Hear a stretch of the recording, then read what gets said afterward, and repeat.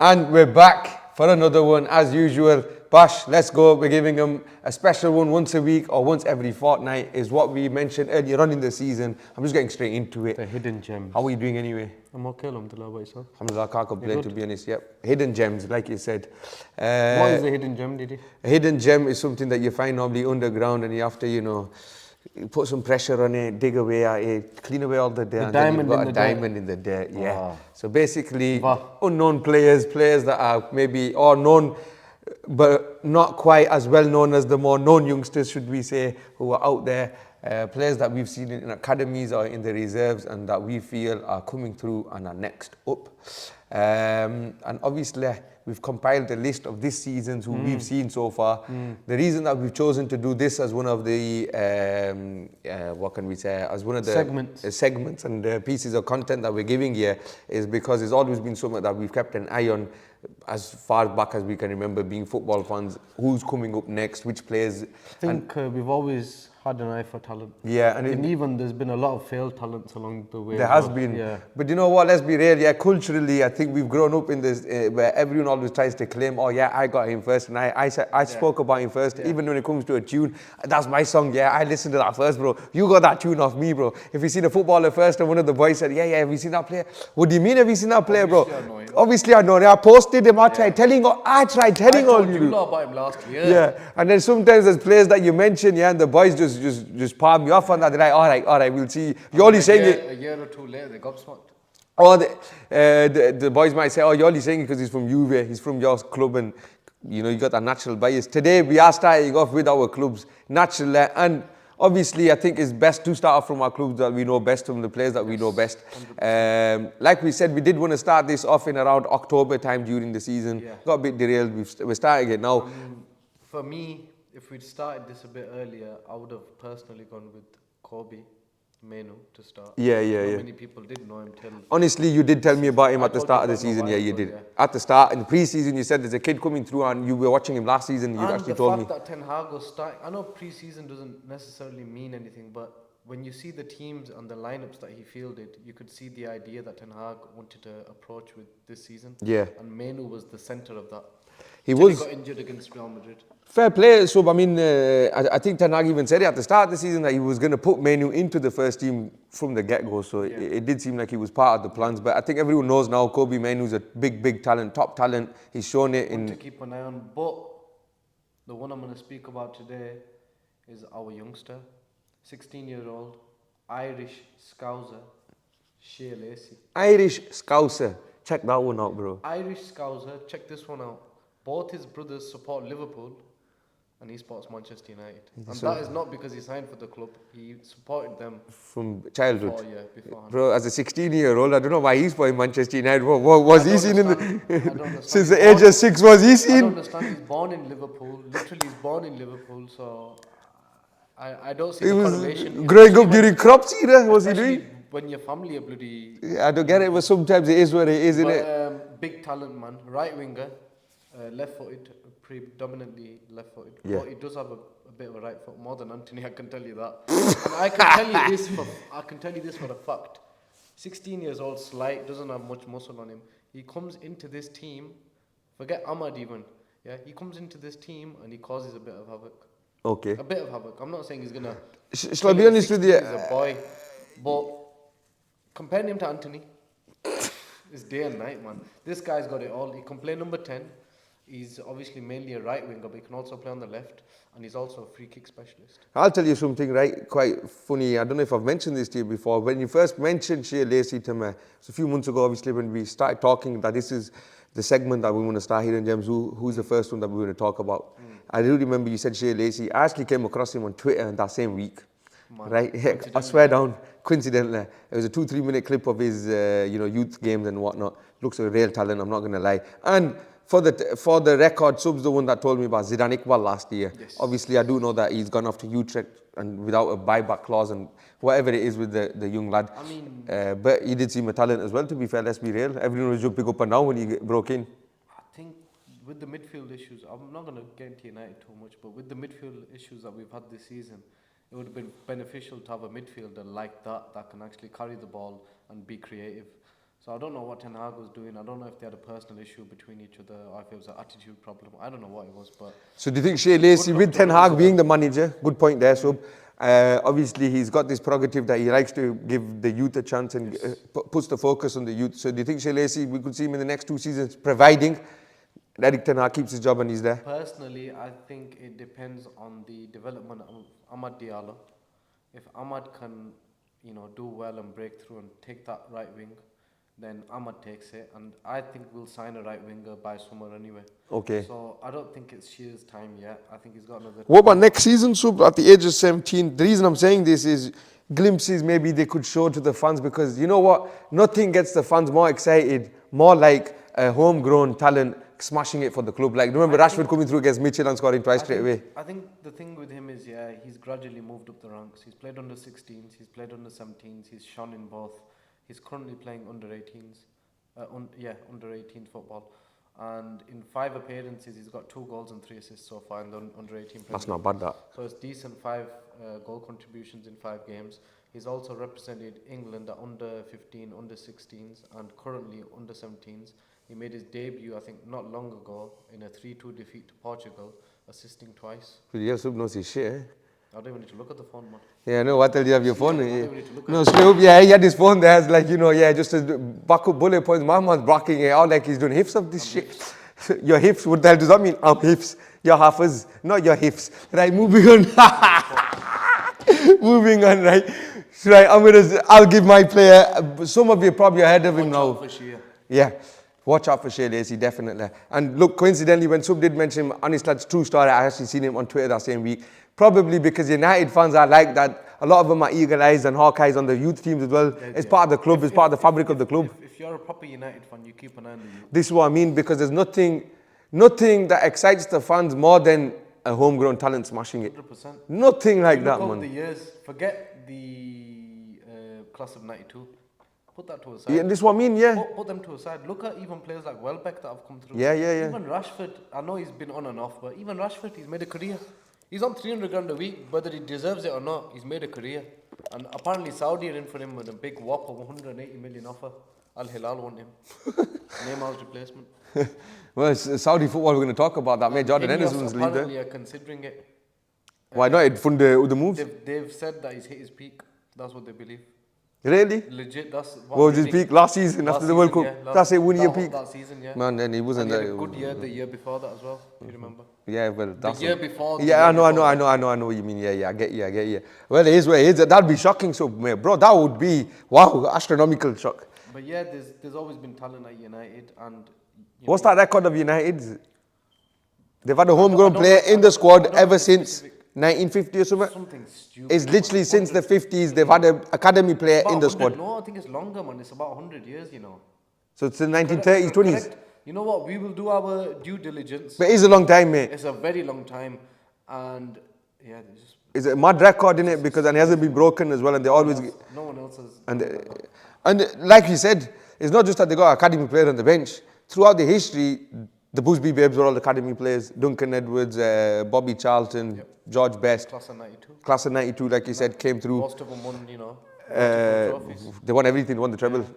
And then, like you said, Welbeck and these even won trophies. Your Welbecks, your Evanses. They won trophies, they won league titles. They won league. They've been to Champions League finals, bro. Do you know what I mean? Like, I'll give you one example. Federico Makeda. Makeda came through the academy. That was one that, No, but he got that one goal in it, and that's it. He's got that love now. Few goals. The one goal, though, in it. Yeah, true. It was a sick goal, man. What a touch. Turn, and then, oh, bro, I got excited more than you because he's Italian. Do you remember? Massive for our title that year. He won, that's what, so he won the title. What you on about? That goal against Villa, right? He scored against Villa. Do you know what was even funnier? The week after, he got the jammiest goal of all time. Who shot, and they went off him, and he claimed it. It was instinctive, I'd say. Give over, so bro. My man probably trying to move out of the way, just hit him and he claimed the goal, mate. Trust me. I can't remember who shot, but Federico Makeda, what a guy, mate. The streets will never forget. I thought that guy's going to be the Premier League's Del Piero or something. It is what it is. He did what he did for Manchester United, and then, Yeah, it is what it is. Anyway, onto my player, right? And some of you might have heard of him this season already by now. That's why it's a bit of a shame that we started it a bit late because, again, I've been talking about this guy since the summer, ever since I first seen him in the Juventus Next Gen program, which is Juventus is up and coming where they're honing their talents. And there'll be a lot of that I'm going to be. Well, bro, you're going to see, man, we got a bad boy crop coming through and you'll see in the hidden gems when I'm going to be pulling out these players. This week's player and the first player and my new favourite player, I think, whoever knows me knows that he's my new favourite player, Kenan Yildiz, mate. What a footballer. They're Turkish. Oh, what a baller, man. What a baller. He reminds me of Ozil. And not because of the Turkishness. We were watching that. The touch and the way he plays, right? And I was saying to you just before we came on the podcast, the dribbling style, he's got a great first touch. The other thing I love about him, right? Whenever he's got the ball, he's always looking to take his man on, stand his man up, square him up, take him on. Very direct, very productive, and he's all very positive, proactive, looking for the goal, looking for an assist. Not at all, man. And it's giving me the old school Del Piero vibes even. That's what we love to see, you know, the talent, the gems, the so-called gems, you know. That's what we like to see. We like these players that are not going to be little pussy boys. 100%. They're going to attack, they're going to play with their heart on their sleeves, and they're going to run non-stop. And not just that, do you know what I was going to say now is like some players are coming through at City, like, you know, the Oscar Bobs, they're going to have to play in a system, in a position, so you might not get to see their flair come out or everything. Whereas this guy is Juventus, our prerogative is you've got to win every game, not play a certain style. So he's got the freedom to be a free spirit on the pitch. The thing is, you know, with players like him and in the past players even like Dybala, they've always known the fact that behind them there's always been solidity. Rock solid. Yeah. There's been solidity, and this season obviously you've gone back to solidity. 100%. And him knowing that, and players, creative flair players, your Erdegaards, your Kevin De Bruyne's, your Brunos, you know, these type of players, and one day he might come into that bracket. Them type of players, they thrive off knowing there's a wall behind them. They don't need to look back. I'll give you a very good example, right? Allegri doesn't get enough credit anywhere as a manager. I think those who know me know that I'm always shouting this from the rooftops. Max Allegri deserves more credit than what he gets. Today was his 400th game in charge of Juventus, for example, right? He's won 5 Serie A's there. He's won so many cups. He's taken us to 2 Champions League finals. Remember, Paul Pogba had his greatest period as a footballer under Max Allegri, right? Who let him flourish. And every other manager after Allegri has not known how to play Paul Pogba. That's the truth. Wait, let me just get it out. So no one ever said Pogba was in the wrong position at Juventus. It's ever since he moved from Juventus, we don't know if he's a box-to-box, we don't know if he's a 6, we don't know if he's a 8, we don't know if he's a 10. It seemed like Allegri knew, you know what to do. Make a 3-man midfield, put him on the left of the 3-man, but give him the freedom to do what he wants. Put a Marquise and a Vidal next to him. And now, going back to this, I'm going to just quickly tie it up. Going back to this now, Kenan Yildiz has come in and he's playing the second striker role. Tell me in world football right now, anyone who plays the second striker role is an extinct role in the football pitch. So I think even though he's not though. Bruno's meant to be a 10 and he gets played on the right a lot. Naturally, what we see of him from a United fan's perspective, especially the first 2 years. Then, yeah, I'll agree with that. Especially the first 2 years. I think it's driven out of him a bit now. The goals have dried up a bit. But he's like he is that guy. He's that player, the second striker player. And I know you're right. We don't see it that often now. I feel Gabriel Jesus is a second striker. Yeah, 100%. He is a second striker. Roberto Firmino is a second striker. 100%. This is what I mean. These guys, what they are is they're quality players, but they're not necessarily the best finishers. Yeah. But they are creative. They don't just score, they make for others as well. And that's what you can see in this youngster. So far, he's played 5 games for Juventus, got 3 goals, right? Yeah. The goal against Salernitana in the Coppa Italia, cutting in off the left, taking 3 mans on. So much confidence, fearless. And today's goal, we've seen the volley, man. What a volley. Good ball by McKennie, man. And you know his first goal, all 3 of his goals have been class goals. Even his first goal, he took 3 players on. I showed you that goal against Sassuolo, right? And in the near post, he made his debut against Udinese before the Christmas break. And you know what? I'll tell you something. A trivial fact about Kenan Yildiz, he scored his first goal for his national team before he scored at club level. He's German born, by the way. He plays for Turkey. Do you know what? That's when I mentioned him to you. It's funny that, because there's a similar kind of, he's not playing for us. Yildiz is obviously Yeah. He's getting there, He's broken through now. He's broken through now, yeah. I don't think Pellistri's broken through at United. No. But Pellistri was doing well with Uruguay, yeah, you're right. He barely got any game at And United. it does baffle you. You're thinking, how are these managers picking these players when they're not even getting game time at their parent clubs? And then they actually play good as well. Clubs. It's not that, it's like, Yeah. It's baffling, you're right. And Yildiz, but the thing with Yildiz is 18. The thing with Yildiz was that when he was coming through, at that time, when at the start of the season, obviously he was messing about with his head too much. That's when I first told you about Kenan Yildiz, if you remember. Allegri came out. Fergie move that. Allegri's a gangster, Full mate. on Fergie move. Big dog, mate. Big dog Fergie move. to Beckham. Big dog move, mate. And then Yildiz made a video on the Juventus' social media saying, "Boss, I've listened to you. I'm getting my haircut." And he got his haircut, and that's it. He's been playing ever since. And it seemed like, obviously, not just that. What a talent, man. I can't stress it enough. So the guy's amazing, man. What a flipping footballer, man. Kenan Yildiz. I really do hope that we hold on to him. Coming from Bayern Munich, he was Bayern Munich's under 19 captain. The thing is, looking at it from a realistic point of view, I'll obviously let you finish, but this is my final point on this. I've seen him. He looks good. But you know yourself, Juve are not in a good... Like, in the position they are, in the table they are. But financially... Financially, we're not, right? And generally, the league isn't. Yeah. The Serie A. Yeah. In response to that... I think within 2 years, if this guy carries on with the trajectory that he's going at... I can see that happening as well. He's off. On the flip side of that coin, his favourite player growing up has been Alessandro Del Piero. His favourite club growing up was Juventus, so he's been a Juventus fan. He's got his chance now to break through at his favourite club. Could he be using them as a stepping stone for the next 2 to 3, 4 years? I can see him staying till he's 23 though. So maybe he doesn't even want to use him as a stepping stone. Yeah, that's what I'm saying. You said it yourself. Del Piero's his favourite player. Piero, he could be. Man. There's only one thing that speaks though, Didi.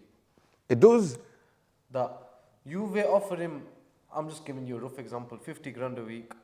Manchester City, United, Liverpool come in with 180 grand a week, 200 grand a week. You're telling me he's going to sign up with his boyhood club Juve?